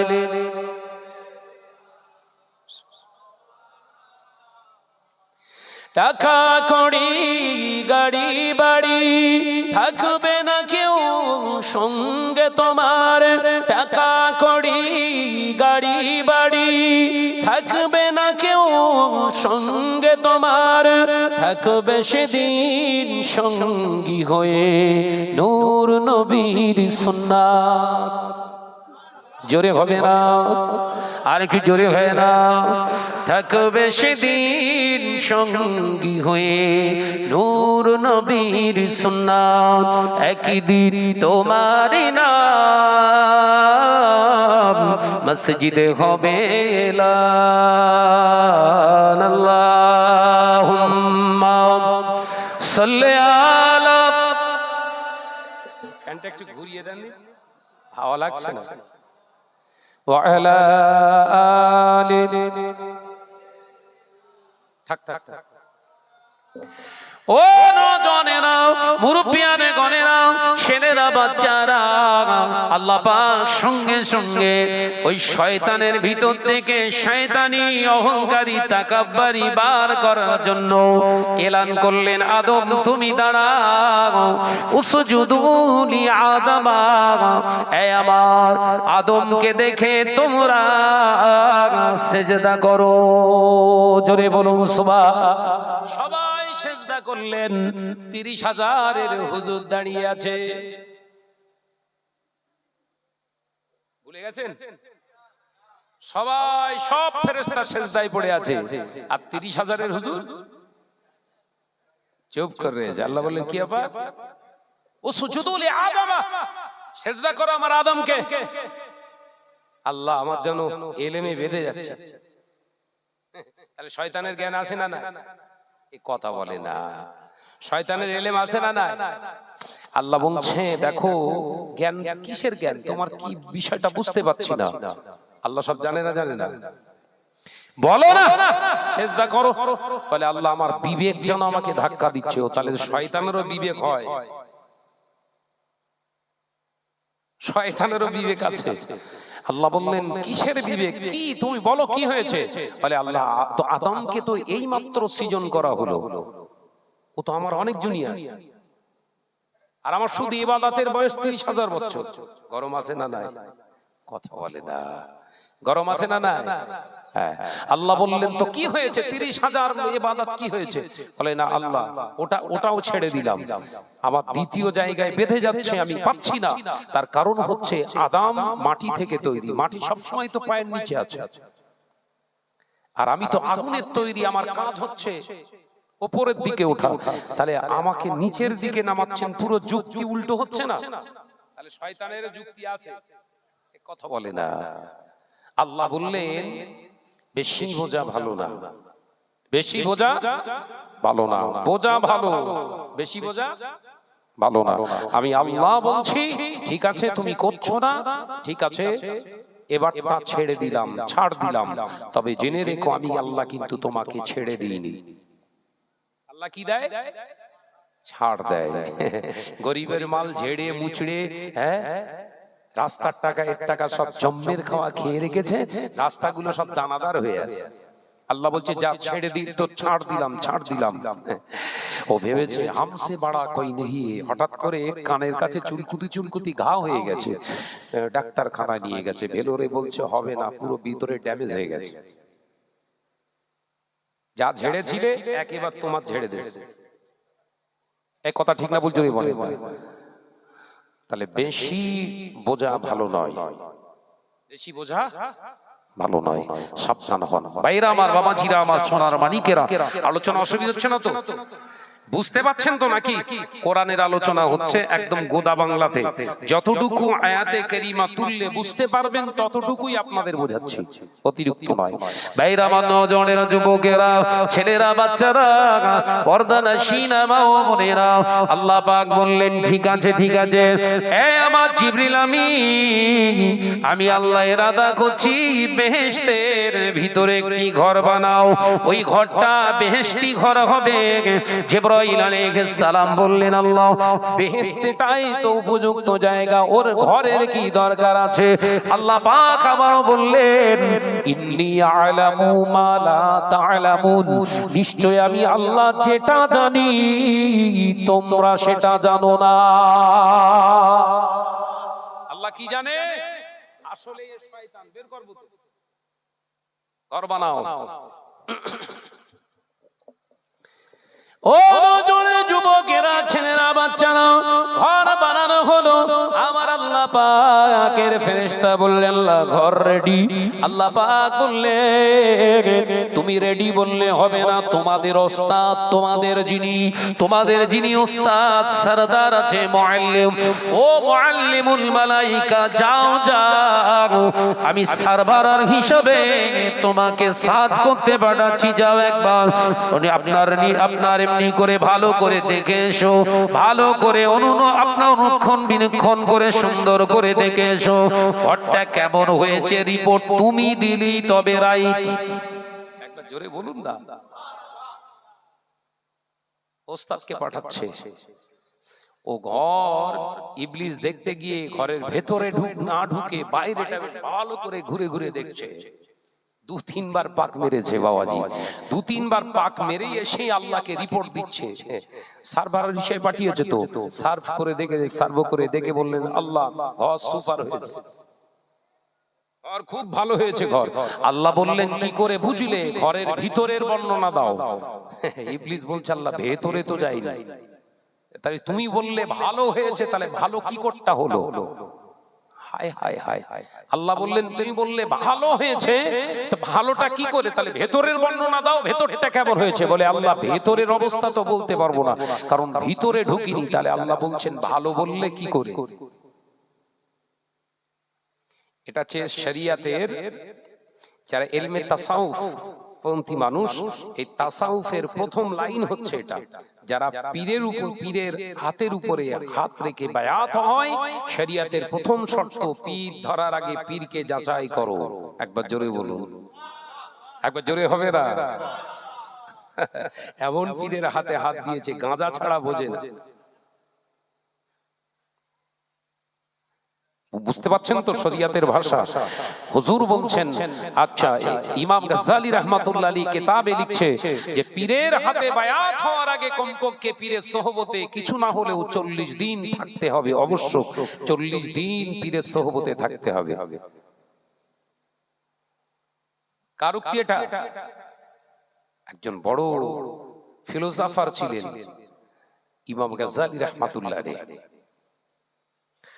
তরিকা দর্পণের ভিতরেও আল্লামা হিন্দ আল্লামা রুহুল আমিন সাহেব রাহমাতুল্লাহ আলাইহি তিনিও লিখছেন পীরের হাতে বায়াত গ্রহণ করার আগে পীরের সোহবতে কিছু না হলেও তোমাকে কিছুদিন তোমাকে থাকতে হবে, উঠতে বসতে খেতে শুতে তানার কথাবার্তা চাল চলন খাওয়া দাওয়া ওঠা বসা সব আপনাকে দেখতে হবে। মুজাদ্দিদুজ জামানের কাছে গেছেন, মুজাদ্দিদুজ জামান ওযু করছিলেন, আল্লামা হিন্দ আল্লামা রুহুল আমিন সাহেব রাহমাতুল্লাহ আলাইহির দিকে তাকিয়ে ওযু করতে করতে তাকিয়ে মুখটা নিচু করে ওযু শেষ করে বললেন, বাবা বসিরহাটের ছেলে রুহুল আমিন এসেছো পীর পরীক্ষা করতে? বাবা পীর পরীক্ষা করতে গেলে আগে বাতিনি চোখের দরকার হয়, সেটা তোমার নেই। একবার জোরে বলুন। কে বলছে? মুজাদ্দিদুজ জামান দাদা পীর রাহমাতুল্লাহ আলাইহি। আল্লামা হুজুরের সূরাত দেখে বলছে, বাবা তুমি পীর পরীক্ষা করতে এসেছো? পীর পরীক্ষা করতে গেলে বাবা বাতিনি চোখের দরকার হয়, বাবা রুহুল আমিন সেটা তো তোমার নেই। পীরকে যাচাই করতে গেলে বাতিনি শিক্ষার দরকার হয়, তোমার ভিতরে সেটা নেই। বাবা পীরকে চিনতে গেলে আগে একটা তোমার ওজিফা দিচ্ছি, আমল দিচ্ছি, একটা তোমার সবক দিচ্ছি, ওই সবকটা আপনার আমল করো 40 দিন, তারপরে নিজে চোখে পীরকে দেখতে পাবে। একবার জোরে বলে। আল্লামা রুহুল আমিন রাহমাতুল্লাহ আলাইহি কোনো কথা বললেন না। দরবারে ফুরফুরা শরীফ থেকে বাড়িতে এসে একটানা 40 দিন নিয়তে বেরিয়ে চলে এসেছে। 5 ওয়াক্ত নামাজ তারা সবক দিলেন কি বাবা? আলেম বলো, আল্লামা আল্লামা রুহুল আমিন সাহেব বিরাট বড় আলেম। মুজাদ্দিদুজ জামান সূরাত দেখে বললেন, যাও বাবা প্রতি নামাজের শেষে 100 বার করে তওবা ইস্তেগফার করবে। আল্লামা হিন্দ বসিরহাটি আল্লামা রুহুল আমিন সাহেব রাহমাতুল্লাহ আলাইহি বাড়িতে এসে প্রতিদিন 5 ওয়াক্ত নামাজের পরে পরে 100 বার করে, তার মানে দিনই কবার? 500 বার। 500 বার তওবা করছেন আলেম, 500 বার তওবা করে। আর আমরা কবার তওবা করেছি আমাদের মনে নেই, আমরা ওয়াজ করে পাগল হয়ে যাচ্ছি। এটাই তো সবথেকে খানে খারাপের দিক। মুজাদ্দিদুজ জামানের অন্যতম খলিফা আল্লামা হিন্দ আল্লামা বসিরাটির হুজুর রাহমাতুল্লাহ আলাইহি বাড়িতে এসে একদিন দুদিন এক সপ্তাহ 2 সপ্তাহ 3 সপ্তাহ 4 সপ্তাহ পেরিয়ে গিয়ে 30 দিনের মাথায় টাকি নারায়ণপুর, আমি গ্রামে হুজুর কেবলার আদি গ্রামে জলসা করেছি, আবার দাওয়াত পড়েছি, ইনশাআল্লাহ যাব। তো হুজুরের ওখান থেকে টাকি ওই থুবা বলে একটা জায়গা রয়েছে হাসনাবাদের আগে, থুবা, ওই থুবা চৌমাথা থেকে গাড়িতে উঠলেন, একজন সঙ্গী নিলেন, নাম আব্দুল ওদুদ, গ্রামের একটা লোক। বললেন ভাই চলেন, আমি আমার পীরের দরবারে যাচ্ছি। হুজুরের হাতে কিন্তু এখনো বায়াত হয়নি, মুজাদ্দুদুজ জামানের হাতে এখনো বায়াত হয়নি। মুজাদ্দুদুজ জামানের বাড়িতে আসবে নিয়ত করে 31 দিনের মাথায় আব্দুল ওদুদ সাহেবকে সঙ্গী করে বেরিয়েছে। শিয়াখালার কাছে এসে, জানতো সব পুরপুরায় জানতো, শিয়াখালা বাজার আছে তো, বাজারের ওখানে গাড়ি থেকে নেমে হুজুর আগে পায়ের জুতো খুলে ব্যাগের ভিতরে ঢুকিয়ে নিয়ে আগে বগল দাবায় জুতো নিয়ে খালি পায়ে হাঁটছে। সঙ্গী জিজ্ঞাসা করছে, হুজুর আপনি পায়ের জুতা খুলে খালি পায়ে এই গরমে গরম রাস্তার উপরে হাঁটছেন, কারণ কি? মুজাদ্দিদুজ জামানের খলিফা বলেছিলেন, বাবা আব্দুল ওদুদ শোনো, আমি যে দরবারে যাচ্ছি ওটা শুধু দরবার, সাধারণ মানুষের দরবার নয়, ওই দরবারে স্বয়ং রাসূলুল্লাহ রুহানি হালাতে হাজির দেয়। একবার জোরে হবে না? আমার প্রশ্ন আল্লামা হুজুর রাহমাতুল্লাহ আলাইহি 30 দিন আগেও তো এসেছিলেন, তখন তো জুতো খোলেননি, তখনও তো আলেম ছিলেন, কথা বলছেন না কেন? তখনও তো আলেম ছিলেন, তখন জুতো খোলেননি, এখন জুতো খুললেন কেন 30 দিন পরে? यही तो बात है। নামাজ পড়লেই ওলি হওয়া যায় নাকি? চালাকি খুঁজে পাওনি। মুজাদ্দিদুজ জামান আমির শরিয়া আলা হযরত দাদা পীর সাহেব কিবলা রাহমাতুল্লাহ আলাইহি হুজুর দরবারে বসেছিলেন। এমন সময় দেখতে পাওয়া যায় মুজাদ্দিদুজ জামান আলোচনা বন্ধ করে দিয়েছে। এ নজরে যুবকেরা মুরিদদেরকে বললেন, বাবা মুরিদেরা উঠে দাঁড়াও, দাঁড়াও, আমার রুহুল আমিন আসছে বসিরহাট থেকে, আমার বড় মাওলানা রুহুল আমিন আসছে। মুজাদ্দিদুজ জামান দেখতে পেলেন আল্লামা রুহুল আমিন রাহমাতুল্লাহ আলাইহি তিনি আর আগিয়ে আসেন না, থমকে দাঁড়িয়ে গেছে। আল্লাহর ওলি ইশারা করে ডাকলেন, বাবা রুহুল আমিন এসো। আল্লামা হুজুর কাছে আসলেন।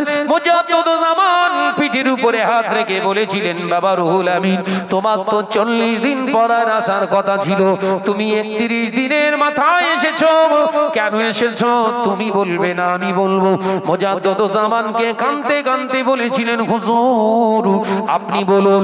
মুজাদ্দিদুজ জামান বলেছিলেন, ও বাবা রুহুল আমিন গতকাল রাতে বিশ্বনবী সরকারে দু আলামের দিদার তোমার নসিবি হয়ে গেছে। ও রুহুল আমিন তুমি শুধু রাসূলুল্লাহকে স্বপ্নে দেখতে পাও না, আমি আবু বকর সিদ্দিক গতকাল রাতে রাসূলুল্লাহর দিদার পেয়েছি। আল্লাহ নবী আমাকেও জানিয়েছে, ওগো আমার আবু বকর, আমার রুহুল আমিন কাল কি আসবে, তাকে দেরি করো না, তোমার হাতে বায়াত করে না। পীর ধরাও তো সহজ। আব্বাজান মেজলা হুজুর কেবলা রাহমাতুল্লাহ আলাইহির কাছে যখন আমি থাকতাম, হুজুর কেবলা বলতেন, বাবা গাধার ঘোড়া দেখতে একরকম। আমি ওপেন বলে যাচ্ছি, হুজুর কেবলার কোলে থেকে তো আমি মানুষ হয়েছি। হুজুর বলতেন, বাবা ঘোড়া আর গাধা দেখতে অনেকটাই একরকম, দুজনাই কাজ করে, মালবহন কাজ করে, মানুষও বয়, সওয়ারি করে ওর উপরে। তবে বাবা দুজনার ব্যতিক্রম আছে একটা জায়গায়, সে কি? আপনার পোষা ঘোড়ার উপরে আপনি চাপলে ওর ঠিক জ্ঞান আছে, যদি জাগুলিয়ায় যাবার দরকার হয় জাগুলিয়ায় নিয়ে যাবে, ঠিক ওইখানে গিয়ে দাঁড়িয়ে যাবে ঘোড়া। আর গাধার পিঠে সওয়ার হয়ে যদি আপনি বেভুলি একবার ঘুমিয়ে পড়েন, তাহলে ও আপনাকে টানতে টানতে কলিকাতা মুকলিয়ে হাজির করবে। কেন বলেন তো? গাধার জ্ঞান যতক্ষণ না পা ব্যথা হয় হাঁটতে হবে। কথা বুঝাচ্ছেন? হুজুর কেবলা বলতেন কথা, যতক্ষণ না পায়ে ব্যথা হয় ততক্ষণ হাঁটতে হবে, এটা হচ্ছে গাধার জ্ঞান। আর ঘোড়ার জ্ঞান যতটা প্রয়োজন গন্তব্যস্থল ছাড়া এক পাও দিকে নয়। পীর যিনি হবেন তার গন্তব্যস্থল হলো রাসূল, রাসূলের গন্তব্যস্থল হলো আল্লাহ। এই তরিকার মানুষ ছাড়া বুঝতে পারবে না, ওই জন্য আর হামেশাই যাকে তাকে পীর বলে গ্রহণ করে। এখন তো সব ছড়াছড়ি যাচ্ছে ভাই, গন্ডায় গন্ডায় পাওয়া যায়, কথা বুঝতে পারছেন না কেন? যে সাবধান হন ভাইরা, আমার নজনেরা, মুরব্বিয়ান গণেরা, আল্লাহ পাক ওই সময় বলেছিলেন সবাই সিজদা করলো, তুমি করলে নাও। মুআল্লিমুল মালাইকা যাও ঘরটার ভিতরে গিয়ে একবার দেখে এসো, সব দেখলে ঘরের ভিতরটা দেখে এসো যাও। ইবলিস ঘরের সামনে গিয়ে দরজার কাছে গিয়ে ডিশ ব্রেক মেরেছে। এই নজন ছেলেরা ডিশ ব্রেক কি জানে? ডিশ ব্রেক মানে হক পা দাঁড়িয়ে, হক পা আপনার হক পা দাঁড়িয়ে যাওয়া, ধাক্কা খেয়ে দাঁড়িয়ে যাওয়া। ইবলিস গিয়ে দরজার সামনে গিয়ে ধাক্কা খেয়ে দাঁড়িয়ে গেছে। কি ব্যাপার, দাঁড়িয়ে গেলে কেন? বলে আল্লাহ ঘর এত বড়, এত লম্বা, এত উঁচু, আর দরওয়াজাটা কেন এত ছোট? বুঝতে পারছেন তো নাকি? ঘর এত লম্বা চওড়া, কি সুন্দর ঘর, আল্লাহ এই দরওয়াজা ছোট। বলে দরজা ছোট তো তোমার কি, ভিতরে যাও। আল্লাহর কথাই গুরুত্ব দিয়ে বললেন, মনে হচ্ছে আদমকে ভিতরে বসিয়েছেন, তাই তো? ভেতরে বোধহয় আদম আছে না? আল্লাহ বললেন কে আছে তোমার দেখার দরকার নেই, ঘর তুমি সারবারা, তুমি ভালো করে দেখো, যাও ঘর যাও। আল্লাহ জানে ছোট দরওয়াজা মানে মাথা নিচু করে ঢুকতে হয়। ছোট দরওয়াজার প্রথম বৈশিষ্ট্য, ঢোকার আগে মাথা নিচু করতে হয়, তারপর পা ঢোকে। আল্লাহ বললেন আমি রহমান রহিম, ওকে সুযোগ দিলাম। একবার জোরে বলুন। ফেরেশতারা তোমরা দেখো সুযোগ দিয়েছি, বলবে না। আল্লাহ বলেছিল যে ও ভালো না, জিবরাইল আলাইহিস সালাম সবাই দাঁড়িয়ে রয়েছে, ও ভালো না, আল্লাহ প্রমাণ করছে। যাও। শয়তান চিন্তা করছে একবার অবাধ্য হয়েছে, আল্লাহ ছাড় দিয়েছে, আল্লাহ বলেছে ছাড়বো না, তার মানে এবার যদি না ঢুকি কপালে বিপদের শেষ নেই। যেতে তো হবেই আমাকে, কিন্তু সম্মান হারাবো না। শয়তানের বুদ্ধি আছে না নাই? যেতে তো হবে, কিন্তু সম্মান আমি খোয়াবো না। আল্লাহর হুকুম মানা হবে, সম্মানও বাঁচানো হবে। হ্যাঁ গো, তাই হয়, তাই হবে। যেখানে সম্মান যাওয়ার সেখানে যাবে। ও বেয়ারেরা, নজনেরা, মুরব্বিয়ান গণেরা, ছেলেরা, বাচ্চারা, পর্দানাশীরা, মা ও বোনেরা, ওই সময় ইবলিস কি করলেন? ছোট দরওয়াজা দিয়ে মাথা আগে না ঢুকিয়ে দিয়ে, পা ঢুকিয়ে দিয়ে উল্টো দিক দিয়ে মাথা নিচু করলেন, পিছন দিকে মাথা নিচু করলেন। আল্লাহ বললেন আবা ওয়াস্তাকবারা ওয়া কানা মিনাল কাফিরিন, যা আমার অবাধ্য তুই হয়ে গেলি। আমি আল্লাহ, আমার সিস্টেম, আমার পদ্ধতি তুই মানিসনি, তাই আমি আল্লাহ তোকে চিরজাহান্নামী ঘোষণা করে দিলাম। ফেরেশতারাও বুঝে গেল আসলে এ শয়তান। আল্লাহর কৈফিয়ত দিতে হলো, কথা বলে না। আল্লাহ পাক বললেন জিবরাইল, বুঝতে পেরেছো কিছু? জিবরাইল সিজদা করে বললেন আল্লাহ বারহাক, বারহাক, আপনি আল্লাহ, আমাদের রব, আপনার সিদ্ধান্ত কখনো খারাপ হতে পারে না। একবার জোরে বলুন, একবার জোরে হবে না? ভাইরা, আমার নজনেরা, যুবকেরা, ছেলেরা, বাচ্চারা, পর্দানাশীনা, মা ও বোনেরা, আল্লাহ পাক আল্লাহ তাআলা বললেন যাও, এই আমার ফেরেশতা, বেহেশত থেকে গলা ধাক্কা দিয়ে বার করে দাও। এর বেহেশতের জন্য হারাম করে দিয়েছি, এ জাহান্নামায় যাবে। ইবলিস কাঁদতে শুরু করলেন, ইবলিস কেঁদে কেঁদে জানেদার হয়ে যায়। আল্লাহ বললেন তোর কেঁদে লাভ নাই, কোনো লাভ নাই। ইবলিস ওই সময় চোখের পানি মুছে দিয়ে বলেছেন আল্লাহ, আমি তো জাহান্নামী হয়ে গেলাম, তবে একটা জিনিস আপনার কাছে আমি জানতে চাই, আমি 30,000 বছর ইবাদত করেছি, তার বিনিময়ে কি আপনি আমায় কিছু দেবেন না? ক বছর? 30,000 বছর ইবাদত করেছি, আমায় কিছু দেবেন না? আপনি জাযা, প্রতিদান কিছু দেবেন না? আল্লাহ বললেন প্রতিদান দিতে আমি আল্লাহ ভালোবাসি। একবার জোরে বলুন, ইল্লা শারতুন ওয়াহিদা, কিন্তু শর্ত একটা, জান্নাতি হতে পারবি না। বল এবার কি চাস চা, যা চাইবে আমি সব দেবো, কিন্তু দেবো না জান্নাত। বল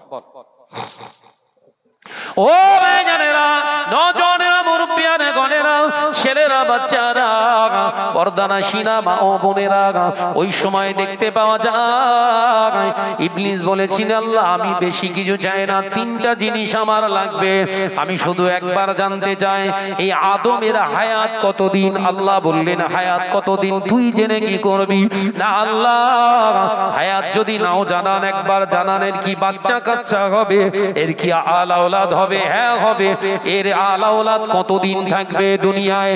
আল্লাহ পাক বললেন, কিয়ামত আমি যতদিন না দিই ততদিন আমি আল্লাহ পাক রব্বুল আলামিন এদেরকে রাখবো দুনিয়ায়, যতদিন আমার অবাধ্য না হয়ে আমি আল্লাহ আমার হুকুমের তামিল করতে থাকবে, ততদিন আমি কিয়ামত নাযিল করব না। এই আল্লাহ, এই ইবলিস, তুই শুনে কি করবি? আল্লাহ আমি আপনার কাছে চাইবো তিনটে, তাই প্রথম নম্বর চাওয়া, যতদিন আদমের সন্তান থাকবে বনি আদম, ততদিন আমি থাকতে চাই। शैतान मुर्दा है ना तो जिंदा, वो मर गया ना जिंदा है, इसीलिए हमको सोचना और समझना पड़ेगा, क्योंकि इब्लीस अभी भी जिंदा है। एक কথা বলছেন না কেন? এই তিনটে চাওয়া না বুঝলে, না শুনলে বুঝতে পারবেন না আমি কি বোঝাতে চাইছিলাম। ভাইরা আমার, নজনেরা, যুবকেরা, ইবলিস বললেন, আল্লাহ আমার এক নম্বর আপনি পূর্ণ করলেন, দ্বিতীয় নম্বর আমার চাওয়া, আদমের চোখ দিয়েছো, নাক দিয়েছো, কান দিয়েছো, হাত দিয়েছো, পা দিয়েছো, মাথা দিয়েছো, আল্লাহ ওর পেট দিয়েছো, ওর পেটের ভিতরে লাড়ি ভুড়িও দিয়েছেন আপনি। লাড়ি ভুড়ির উপরে, লাড়ি ভুড়ির উপরে দেখছি একটা গোল মতো বারে বারে পাম্পস করছে, ওটার নাম কি? আল্লাহ বললেন, ওটা হলো কলব, ওটা হলো হৃদয়, ওটা হলো হার্ট। হার্ট কি করে? Blood circulation, wall body controls of master. বিশ্বনবী সরকার দু আলম জানাচ্ছেন, হার্টের কাজও হলো গোটা সমগ্র বডিটাকে কন্ট্রোল করা। কিসের মাধ্যমে?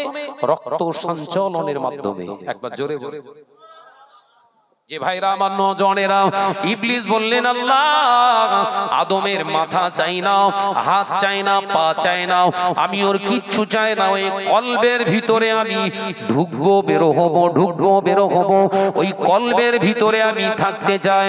আল্লাহ আমার এই আবদারটা মেনে নিতে হবে। এ নজনেরা, ইবলিস বললেন, আমি কলবের ভিতরে থাকতে চাই।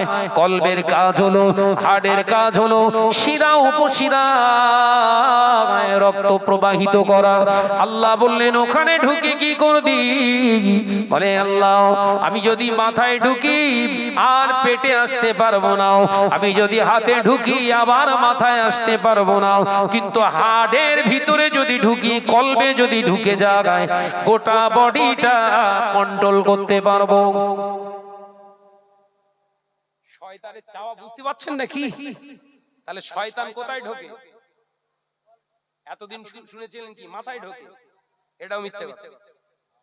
শয়তান প্রথম কলবে ঢোকে, কলবের থেকে মাথার কাজ করে, কলবের থেকে চোখের কাজ করে, কলবের থেকে হাতের কাজ করে, কলবের থেকে পায়ের কাজ করে, কলবের থেকে জবানের কাজ করে, কলবের থেকে সমস্ত বডিটার ভিতরে রক্তের সঙ্গে সঞ্চালনের ভিতর দিয়ে ও হাড়ে বাসা বেঁধে সমস্ত বডিটা কন্ট্রোল করে। শয়তান যদি শুধু মাথায় ঢোকে, তাহলে কলব যদি একটা মানুষের হৃদয় অন্তরটা যদি বন্ধ হয়ে যায়, ওর মাথা কাজ করবে না। ও নজনেরা, মুরব্বিয়ানে গনেরা, আল্লাহ বললেন, যা মেনে নিলাম। তৃতীয় নম্বর, আল্লাহ আমার চাওয়া, আদমের সুন্দর চেহারা দিয়েছো আল্লাহ, আমি তো আগুনের তৈরি, আমার গোটা চেহারাটাও, গোটা চেহারা কালো সেয়া বিবর্ণ, আমার চেহারা দেখলে আদম তার সন্তানেরা চিনতে পেরে যাবে। আদমের সুন্দর চেহারা দিয়েছেন আল্লাহ, আদম সন্তানেরও চেহারা ভালো হবে। আল্লাহ আদমের আদমের মেয়ে হবে, ছেলে হবে, যাই হোক না কেন তাদের দেখতে শুনতে ভালো হবে আল্লাহ। আমি ওদের সামনে গেলে আমার চেহারা নিয়ে গেলে মা শুরু করবে, চিনতে পেরে যাবে, তাই আমার কৌশল অবলম্বন করতে হবে আল্লাহ। আল্লাহ তাই আমার যখন ইচ্ছা যাবে আদমের ছেলে সেজে ধোকা দেবো, আমি মাওলানা সাজবো, স্টেজে ওয়াজ করবো কোরআন হাদিস থেকে। আপনার যখন ইচ্ছা যাবে আমার, আমি আবার হজে চলে যাব, হজে গিয়ে শয়তানের ওয়াসওয়াসা আমার ওয়াসওয়াসা দিয়ে ওর হজটা বরবাদ করে দেব। তার জন্য আমার প্রয়োজন হাজি সাজা লাগবে। আবার যখন ইচ্ছা যাবে নামাজি মুসল্লি সাজবো, কিন্তু মুসল্লিদের ভিতরে ওয়াসওয়াসা দিয়ে আমি জাহান্নামের রাস্তা দেখাবো। ও রব্বুল আলামিন, আবার যখন ইচ্ছা যাবে সুন্দরী রমণী সাজবো, হাজার হাজার পুরুষগুলোকে আমি জাহান্নামে বানাবো, কারণ জিনা করাবো, ব্যভিচার করাবো। আল্লাহ আপনি আমার এই আবদারটা মেনে নিন। আল্লাহ বললেন, যা বনি আদমের সবার সূরত তুই নকল করতে পারবি, ইল্লা রাসূলা, সবার নকল তুই পারবি, আমার হাবিবের নকল করতে পারবি না। একবার জোরে বলে, জোরে বলেন না। তাহলে যারা বলছে নবী আমাদের মতো, সত্য বলছে না মিথ্যা? নবী যদি আমাদের মতো হতেন ইবলিস সূরত ধরতে পারতেন হাবিবের। তাই স্বপ্নে যে রাসূলুল্লাহকে দেখেছেন, বিশ্বনবী বললেন সে আমাকেই দেখেছে। একবার জোরে বলুন না।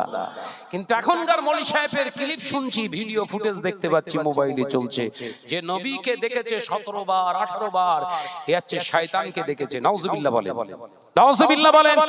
আসলে এই মৌলী সাহেবটাই হলো হাইব্রিড।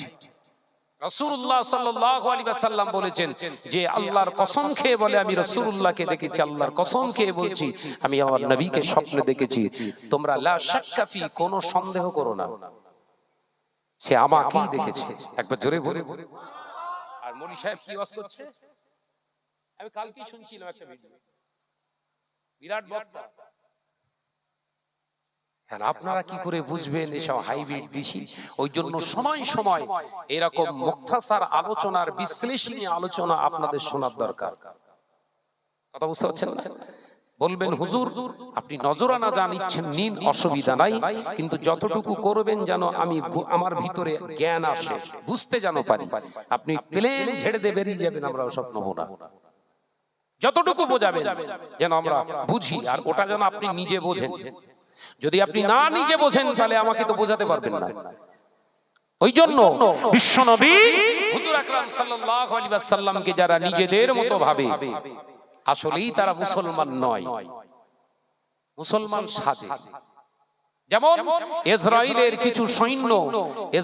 কিছু সৈন্য দাড়ি রেখে টুপি পরে ফিলিস্তিনিদের তাঁবুর ভিতরে ঢুকে গিয়ে নির্বিচারে গুলি চালাচ্ছে। কাজ করছে না? আসলে মুসলমান। বাংলাদেশে গত 3 বছর আগে সাতক্ষীরা, আমাদের উত্তর 24 পরগনার পাশের জেলা, ওদের বাংলাদেশের শেষ জেলা হচ্ছে কোনটা? সাতক্ষীরা জেলা। 24 পরগনার পরের জেলায় হচ্ছে সাতক্ষীরা। ওখানে একটা মসজিদের ইমাম সাহেব 7 বছর ধরে ইমামতি করেছে।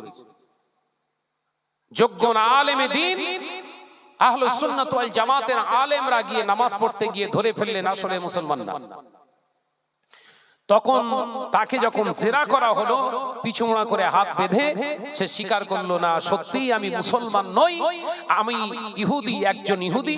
আমার মূল লক্ষ্য ছিল মুসলমানদের ভিতরে বিবাদ তৈরি করে, তাসকিম তৈরি করা, ডিবেট তৈরি করা, একে অপরের হিংসা বিদ্বেষে এরা জড়িয়ে থাকবে, এরা শরিয়াত যেন না মানতে পারে। তাহলে শয়তান যে ইবলিস ইমাম সেজেও ইমামতি করতে পারে, তার দৃষ্টান্ত কিন্তু এটা। ওই জন্য আমাদেরকে একটু ভেবে চিন্তে চলতে হবে। আল্লাহ আমাদের সকলকে বোঝার তৌফিক দেন, বলুন আমিন। আমি বলেছিলাম, বুঝতে পেরেছি। তাহলে কোরআনের ভিতরে বেদাত পেলেন, হাদিসের ভিতরে বেদাত ভুলে গেছেন নাকি? কোরআনের ভিতরে বেদাত পেলেন, হাদিসের ভিতরে বেদাত পেলেন। হাদিসের 2 নম্বর বেদাতটা বলি। 2 নম্বর বেদাত হলো হাদিসের বিভিন্ন পাঠ করা আছে, যেমন বাবুস সালাত, কিতাবুল ফিতির, বাবুস সিয়াম, এক একটা অধ্যায়। এগুলো অধ্যায়, রাসূলের সময় এই অধ্যায় ছিল না। এগুলো হয়েছে রাসূলের ইন্তেকালে, সাহাবাইদের ইন্তেকালের প্রায় 200 বছর পরে। তাহলে এটাও বেদাত। বেদাতের বিরোধিতা করতে গেলে এগুলো আপনাকে বাদ দিতে হবে। এই কথা বলছেন না কেন? এবার আপনি বলুন নবী দিবস করা চলবে না, আর আমি এবার হাদিস পাক থেকে দলিল দিয়ে দেব নবী দিবস আমরা শুধু পালন করিনি, স্বয়ং রাসূলুল্লাহ নিজের এই জন্ম দিবসটা নিজেই পালন করে গেছেন। একবার জোরে বলেন, একবার জোরে হবে না? আমি আপনাদের নেক দুআয় আল্লাহ পাকের খাস রহমতে আল্লাহ আমাকে 4বার হাবিবের দরবারে যাওয়ার সুযোগ দিয়েছে। তানার হাবিবের দরবারে আমি গেছি 4বার। যে ফরজ হজে যখন আমি গেছি প্রথম 2023 সালে গিয়ে সেখানে দেখলাম প্রথম ফ্লাইটের যাত্রী ছিলাম। মদিনা শরীফে আমাদেরকে ল্যান্ড করেছিলেন। মদিনা শরীফে ঢুকে যেদিন আমরা পৌঁছেছি তার পরের দিনই হলো সোমবার। আসরের নামাজ জামাতের সঙ্গে আদায় করে বসে বসে কোরআন তেলাওয়াত করছি। 1 থেকে 1.5 ঘন্টার পরেই দেখি সামনে দিয়ে দস্তরখানা বিছিয়ে দেওয়া হলো। আমি বললাম, ভাই দস্তরখানা কিসের জন্য? আমার দিকে মুচকি হেসে মদিনার লোকটা বললেন, ভাই আপনি কি জানেন না আজকে ইয়াউমুস সালাস, তার মানে আজকে হচ্ছে সোমবার। আপনি কি জানেন না সোমবার? এই সোমবার আপনি জানেন না? এই তো সোমবার কি হয়েছে? বলে সোমবারে রাসূলুল্লাহর আগমনের দিবস। নবী সোমবারে জন্ম নিয়েছিলেন বলে মওলুদুন নবী সাল্লাল্লাহু আলাইহি ওয়াসাল্লাম তিনি নিজে প্রতি সোমবারে সপ্তাহে একটা করে রোজা রেখে দিতেন।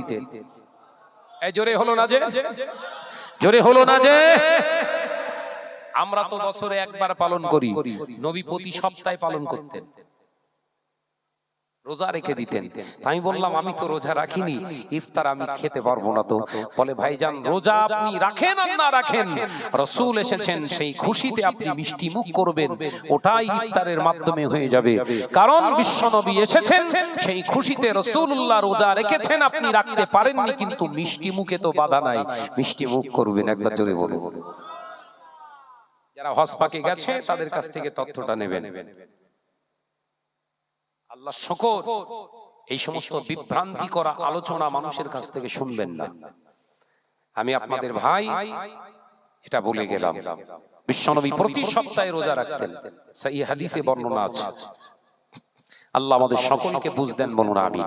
আর জোরে বলিন আল্লাহুম্মা আমিন। বলেন এই আগামী দিনে এই বিশ্বনবী দিবস হওয়ার দরকার আছে না নাই? এই জোরে বলেন না, নাকি ফতোয়া শুনে সব বন্ধ করে দেবেন? যে বাবাজি আমার, জি আগামী বছর এই জলসা মাহফিল ঈদে মিলাদুন নবী আরো ভালো করে জাকিয়ে করবেন। আমাকে দাওয়াত দেবেন না, কারণ আমাকে দিলে এরা মুগুর পেটা ওয়াজ হবে। বুঝতে পেরেছেন? আমি তেল মাখিয়ে ওয়াজ করি না, আবার ওগুলো বাস্তব ক্যারেক্টারের বাইরে। বাবাজি বলুন আগামী বছর এই মাহফিলের জন্য কোন সোনার চাঁদ মানিক আছেন যে ভাইজান আমার তরফ